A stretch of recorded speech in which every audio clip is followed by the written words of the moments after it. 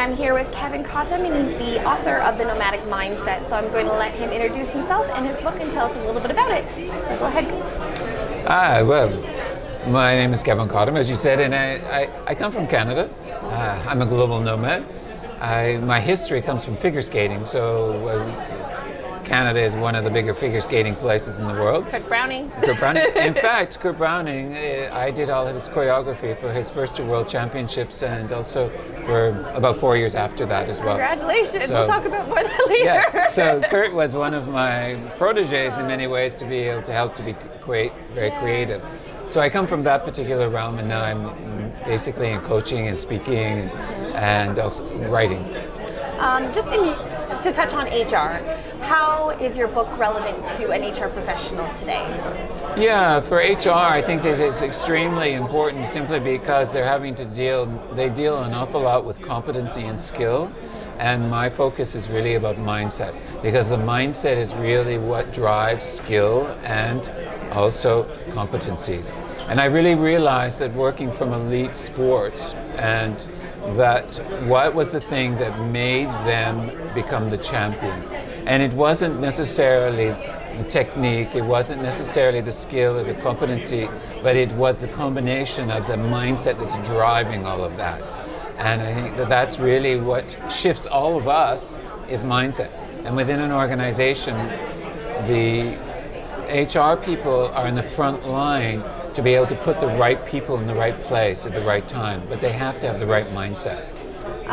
So touching on your book, what are the challenges that you think that most corporations and HRs face today, and how can they overcome that in your opinion? Some of the challenges, yes.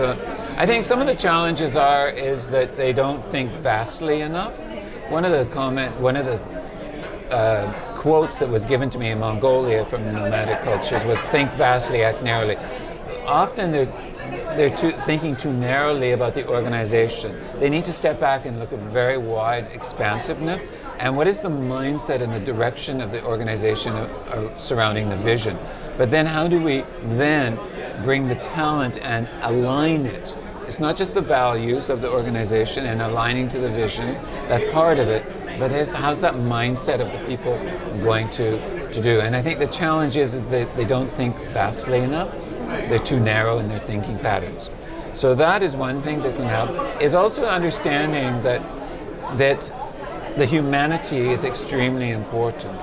And that is a big issue today, is humanity, and it's one of the things in Industry 5.0 with technology and humanity meeting together.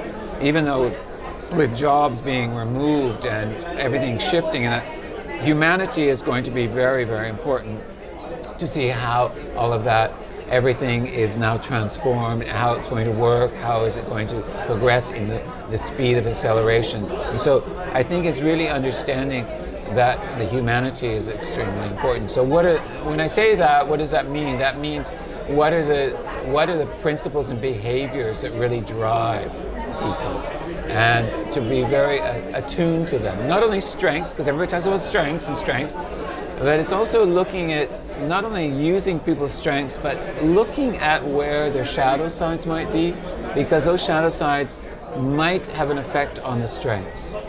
And therefore, that has a relationship to mindset. So in your opinion, how can companies empower their employees for better productivity and better happiness, as we're all talking about workplace happiness here? Yeah, it's true. It's really identifying the real purpose of individuals, what drives them. And that's something we throw around on an ongoing basis. Oh, you need to have your purpose and you need to find your purpose. And that's not an easy task to do. But it's about, I believe that's the strongest place to start. And HR managers really need to be coaches to be able to extract that purpose or that real essence of an individual out. And it will stay hidden unless it is, especially in some people with certain mindsets and certain attitudes. So I think it's really about them learning to extract it and using a lot of principles of coaches. Rather than just looking at the KPIs, just clicking the boxes, you cannot do that anymore. And it's about not being subservient to, just the management, and they need to step up and say, no, you know, we need to look at the whole organization. Here's the challenge, and this is the type of mindset and the type of talent that we need for tomorrow and today, which is today, right? And so I think the challenge for many is to step up and say anything. And I've heard a lot of talk about generational gap and how the generation now you have to treat very differently and look at because of their different wants and needs. So HR is having to adjust. Have you seen this kind of trend, or do you have any opinion on that? Well, you know, in my podcast, The Nomadic Mindset, it's interesting because I asked a person really about that, the generational divide. And he says, I think it's really nonsense, to tell you the truth. And I found that very interesting because so many people are talking about it. He says, I don't see that, he says, I see that it's about the communication, and it's about people sitting and talking to each other and understanding each other, and that it takes time. And what I learned from nomadic cultures is it takes time in those conversations, and that's how they do circular communication. So everything it's on the table, it's flat, and it's not just completely hierarchical. And the other thing is that many of the young people want mentors.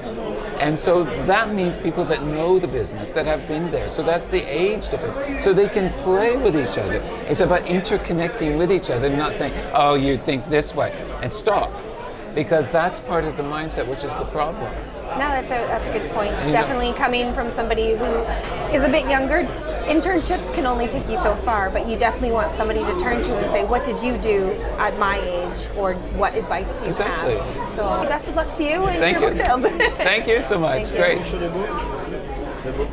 Oh, there it is.